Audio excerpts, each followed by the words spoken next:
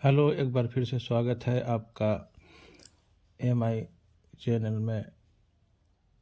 मैं एक बार फिर उपस्थित हुआ हूँ विज्ञान के कुछ क्वेश्चन के साथ। साइंस के कुछ क्वेश्चन है। तो ये पहला क्वेश्चन है हमारे पास साइंस का। आँख में प्रवेश करने वाली प्रकाश किरणों को कौन नियंत्रित करता है? पहला सवाल है, यह दिया है कि आँख में प्रवेश करने वाली प्रकाश किरणों को कौन नियंत्रित करता है आँख में? तो इसका सही उत्तर हो जाएगा आँख की पुतली। आँख की पुतली प्रकाश किरणों को नियंत्रित करता है। अगला क्वेश्चन है, वर्षा ऋतु में बोए जाने वाली एवं अक्टूबर से दिसंबर तक फसल की कटाई वाली फसलें कहलाती है। फसल का प्रकार हम लोग पढ़े हैं, रबी फसल होता है, खरीफ होता है, दलहना होता है, तिलहना होता है। तो ये पूछा है वर्षा ऋतु में बोए जाने वाली और अक्टूबर से दिसंबर में काटे जाने वाली। इसका सही उत्तर हमारे पास होगा, सही उत्तर हमारा हो जाएगा खरीफ फसल, जो दिसंबर तक फसल की कटाई हो जाती है, अक्टूबर से दिसंबर तक। नेक्स्ट क्वेश्चन है, स्वपोषी का उदाहरण है। स्वपोषी यानी जो है स्वयं पोषण करता है। तो यहाँ देखते हैं कि ये गाय परपोषी है, बकरी दीका बकरी परपोषी है, तिलचट्टा परपोषी है। यहाँ पौधा दिया हुआ है अमरूद का पौधा, हमारा उत्तर हो जाएगा अमरूद का पौधा स्वपोषी है। अमरूद का पौधा खुद अपना भोजन स्वयं बनाता है। अगला प्रश्न है, हार्वेस्टर। हार्वेस्टर मशीन द्वारा फसल की जाती है खाली स्थान क्या की जाती है हार्वेस्टर मशीन से? जुताई, भंडारण, कटाई या ढुलाई? तो इसका आंसर हो जाएगा कटाई। हार्वेस्ट करना, काटना। अगला प्रश्न है, बड़े शहरों में रात्रि में चांद, तारे, ग्रह उपग्रह क्यों नहीं दिखाई देता है? तो इसमें 4 ऑप्शन दिया है। उन्हें कोई देखता ही नहीं। बी में है, बड़े शहरों में विद्युत सज्जा में छिप जाते हैं। सी नंबर, धूल धुएं से भरे आसमान में कहीं खो जाते हैं। और डी में दिया है, इनमें से कोई नहीं। तो हो जाएगा यहाँ, चूँकि बड़े बड़े शहरों में कल कारखाने चलते हैं, बहुत सारी गाड़ी चलती हैं, इससे जो धुआं निकलता है फॉग, इससे ये धुंधला दिखाई पड़ता है। तो इसका आंसर हो जाएगा धूल धुएं से भरे आसमान में कहीं खो जाते हैं। अगला क्वेश्चन है, सबसे दूर का ग्रह कौन है? सबसे दूर का ग्रह कौन है? तो सबसे दूर का ग्रह हम जानते हैं कि नेपच्यून सबसे दूर का ग्रह है। नेपच्यून हो जाएगा ऑप्शन ए, नेपच्यून सबसे दूर का ग्रह है।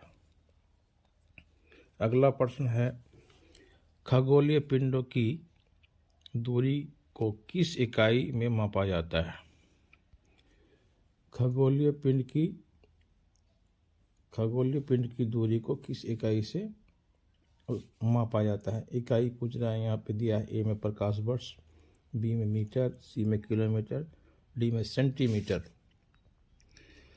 तो हम जानते हैं कि प्रकाश वर्ष में मापा जाता है खगोलीय पिंड की दूरी में। तो हमारा उत्तर हो जाएगा ए, प्रकाश वर्ष।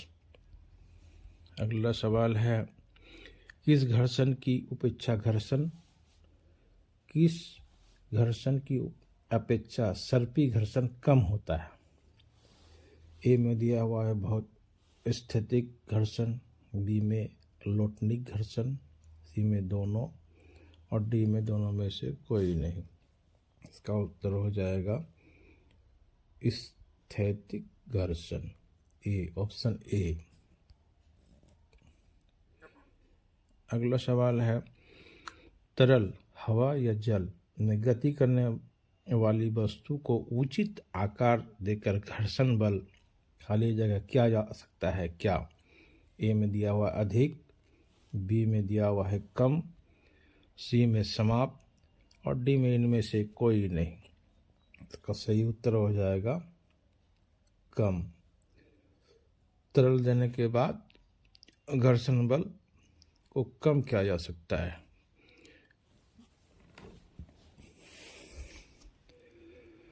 अगला क्वेश्चन है, किस आकृति की वस्तु पर तरल घर्षण बल कम हो जाता है? अब यहाँ आकार पूछ रहा है। ए में दिया हुआ है आयताकार, बी में वर्गाकार, सी में नौकाकार और डी में वृत्ताकार। तो इसका आंसर हो जाएगा नौकाकार। इसका जो सतह होता है वो कर्व होता है, जिसके कारण ये तरल घर्षण कम हो जाता है। अगला क्वेश्चन है, प्रथम पूर्ण रूप से संश्लेषित रेशा किसे कहा जाता है?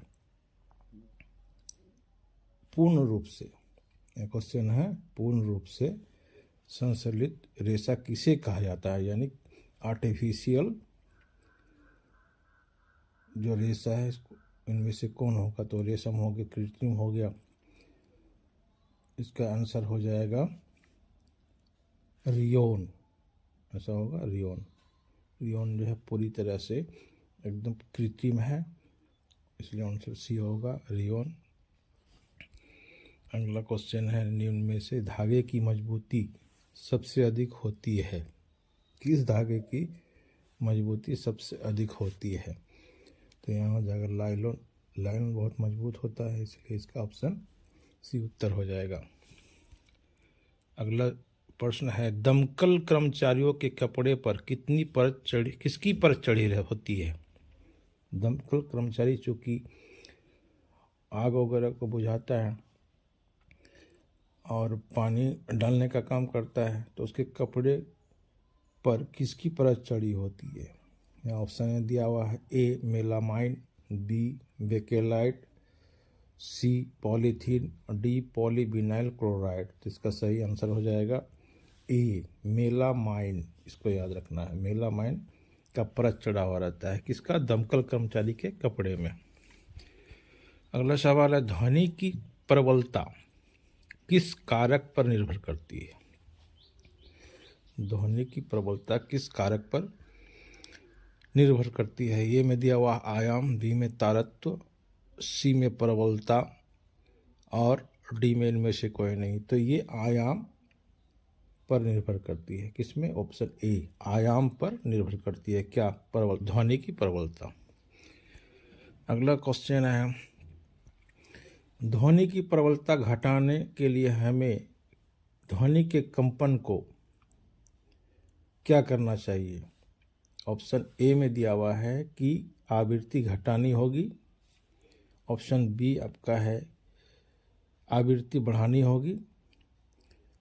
ऑप्शन सी है आयाम बढ़ाना होगा। ऑप्शन डी आयन घटाना होगा। तो इसका सही उत्तर हो जाएगा कंपनों का आयाम घटाना होगा। कंपनों का आयाम घटाना होगा। अगला प्रश्न है, प्रासर्ग ध्वनि के कंपनों की आवृत्ति होती है। प्रासर्ग, एक होता है अवस्रव, दूसरा प्रासर्ग। तो जैसा हम जानते हैं कि 20,000 से ऊपर की जो कंपन की आवृत्ति होती है उसे क्या कहते हैं? प्रासर्ग ध्वनि कहते हैं। तो हमारा उत्तर सी हो जाएगा 20,000 हर्ट्ज से ऊपर। और 20 तीव्रता वाला भूकंप विनाशकारी माना जाता है। विनाशकारी भूकंप कितने तीव्रता को माना जाता है? तो इसका सही हो जाएगा 7 या उससे अधिक वाला तीव्रता वाले भूकंप को विनाशकारी माना जाता है। बहुत जोरदार लगता है भूकंप। अगला सवाल है, वायुमंडलीय विद्युत की खोज की थी। वायुमंडलीय विद्युत की खोज किसने की थी? 4 ऑप्शन दिया हुआ है। ए थेल्स ने, बी बेंजामिन फ्रैंकलिन ने, सी न्यूटन ने और डी विलियम गिलबर्ट ने। इसका सही उत्तर हो जाएगा हमारा बेंजामिन फ्रैंकलिन ने। इसने वायुमंडलीय विद्युत की खोज की थी। अगला सवाल है, ऊन से रगड़ी गई एबोनाइट की छड़ क्या होती है? ऑप्शन ए में है, ऊन से रगड़ी गई एबोनाइट की दूसरी छड़ को आकर्षित करती है। ऊन के साथ घिसने वाली एक और एबोनाइट रॉड पर कोई प्रभाव नहीं पड़ता है। सी में है, रेशम से रगड़ी हुई कांच की छड़ को आकर्षित करती है। या डी, रेशम से रगड़ी गई कांच की छड़ को प्रतिकर्षित करती है। तो हमारा उत्तर डी होगा, सही होगा। रेशम से रगड़ी गई कांच की छड़ को प्रतिकर्षित करती है, क्योंकि ऊन से रगड़ी गई एबोनाइट की छड़ है। एबोनाइट की छड़ से ऊन को रगड़ा गया, तो यहाँ आंसर हो जाएगा रेशम से रगड़ी गई कांच की छड़ को क्या करेगी? प्रतिकर्षित करेगी। दोनों में सेम आवेश होता है। हम जानते हैं कि सेम आवेश जब आएगा तो वो एक दूसरे को क्या करेगा? प्रतिकर्षित करेगा। तो अगला सवाल है हमारा, वायुमंडल में किन गैसों की वृद्धि से विश्व तापन की समस्या हो रही है? तो बहुत इम्पोर्टेंट सवाल है। इसका आंसर हो जाएगा कार्बन डाइऑक्साइड एवं मीथेन। ये सी उत्तर हो जाएगा हमारा। अगला सवाल है, पृथ्वी पर पाए जाने वाली विशाल विवर्तनिक प्लेटों की संख्या है। प्लेटों की संख्या कितना है? ए में 6, बी में 7, सी में 8 और डी में 10। पृथ्वी पर पाए जाने वाले विशाल विवर्तनिक प्लेटों की संख्या, तो यहाँ कुल 6 होता है। प्लेटों की संख्या कितना होता है? 6 पृथ्वी पर पाए जाने वाली। अब अगला सवाल है, ताजमहल में लगे पत्थरों का क्षरण हो रहा है। क्या हो रहा है? क्षरण हो रहा है। तो इसका मुख्य कारण क्या हो सकता है? ए में दिया अम्ल वर्षा, बी में विश्व तापन, सी में CNG और डी में LPG। तो संगमरमर देखने में पहले की तुलना में अभी थोड़ा सा कम चमकदार, यानी क्षरण हो रहा है उसमें। इसका मुख्य कारण है अम्लीय वर्षा। अम्लीय वर्षा होने से संगमरमर जो है क्षय हो रहा है। अगला सवाल है, द्वितीय प्रदूषक क्या है? Carbon dioxide, sulphur dioxide, nitrogen के ऑक्साइड या सल्फर और नाइट्रोजन के अम्ल। तो इसका हो जाएगा, पहला हो गया कार्बन डाइऑक्साइड, दूसरा हो जाएगा सल्फर एवं नाइट्रोजन के अम्ल। तो आंसर हमारा हो जाएगा ऑप्शन डी, सल्फर एवं नाइट्रोजन के अम्ल। अगला क्वेश्चन है, कुछ प्रजातियों का विलुप्त होने और गायब होने के कारण क्या होता है? आवासों का विनाश, पेड़ लगाना, वनों का संरक्षण या शिकार। क्या कारण हो सकता है? एक प्रश्न एक बार और पढ़ते हैं। कुछ प्रजातियों का विलुप्त होने और गायब होने का क्या कारण हो सकता है? ऑप्शन ए में है, पहला दिया है कारण आवासों का विनाश, दूसरा है पेड़ लगाना, तीसरा है वनों का संरक्षण और चौथा है शिकार। तो ऑप्शन ए में दिया हुआ है 1, 2, आवास का विनाश, पेड़ लगाना। ये तो नहीं होगा। सी में है वनों का संरक्षण और शिकार। जब वनों का संरक्षण होगा और दूसरी अपोजिट शिकार, ये भी नहीं होगा। तो बी में मेरा दिया हुआ है 2 और 3, यानी पेड़ लगाना और वनों का संरक्षण जब गायब हो रहा है तो इसका आंसर हो जाएगा 1, आवासों का विनाश। जब उसका हम आवास खत्म कर देंगे और उसका शिकार करेंगे तो कुछ जातियां जो है विलुप्त हो रही है। यही एक मुख्य कारण है, यानी आंसर हमारा हो जाएगा डी, 1 और 4, यानी आवासों का विनाश और शिकार। अगला क्वेश्चन है, पेट्रोलियम का कौन सा उत्पाद सड़क निर्माण हेतु उपयोग में लाया जाता है? पेट्रोलियम का कौन सा उत्पाद? ए में है कोक, बी में गैस, सी में बिटुमिन और डी में पेट्रोल। तो इसका सही उत्तर हो जाएगा बिटुमिन, जो सड़क निर्माण हेतु उपयोग में लाया जाता है। तो आज का हमारा कंटेंट साइंस से था। आप लोग को कैसा लगा? आप लोग लाइक नहीं करते, सिर्फ वीडियो देख के आगे बढ़ जाते हैं। तो अच्छा लगे लाइक कीजिए, सब्सक्राइब कीजिए। फिर मिलते हैं अगले वीडियो के साथ। धन्यवाद।